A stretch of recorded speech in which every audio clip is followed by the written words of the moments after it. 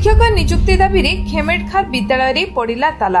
आंदोलन रे अभिभावक और छात्र छात्री। बरगढ़ जिला पद्मपुर उपखंड खेमेडखार गाँव सरकारी उच्च प्राथमिक विद्यालय रे प्रथम श्रेणी रु अष्टम श्रेणी पर्यंत रही। एही विद्यालय को नीतिदिन आखपाख 5 गोटी गाँव छात्र छात्री माने पाठ पढ़िबा पई आसिथांती। निकटरे एही विद्यालय रे गणित और विज्ञान पाठ पढ़ाउतबा शिक्षक टीके चंद बारिक को सीआरसीसी भाबे दायित्व देबा परे से कार्यालय काम जोगु पाठ पढ़ाउ नाहंती। तेबे पिलामानंक पाठ पढ़ा पई नूतन शिक्षक नियुक्त पई स्कूल परिचालना कमिटी बीईओ को लिखित भाबरे जणाइथिले।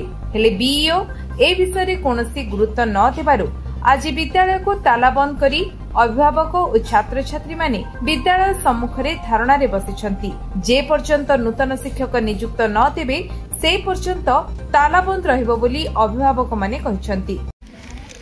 आमे खेमेडखार ग्रामवासी आज बाध्य होइछु स्कूल के ताला देबार लगे। गत 18 तारीख दिन आमर स्कूल सबू स्कूल कमिटी बीओ निके पदमपुर जेगिरी आमे अर्जी देइछु। आमर स्कूल जे साइंस टीचर मैथ पढ़ासन से टीचर के ट्रांसफर करके नहीं गले और आमे जेगिरी ताहाको अर्जी देवार सत्वे भी से हमको 4 दिन भीतर शिक्षक पठाउछे बोले जेते बेला नहीं पठाले 6 नंबर दिन आमे स्कूल के ताला देवार के बाध्य होइछु।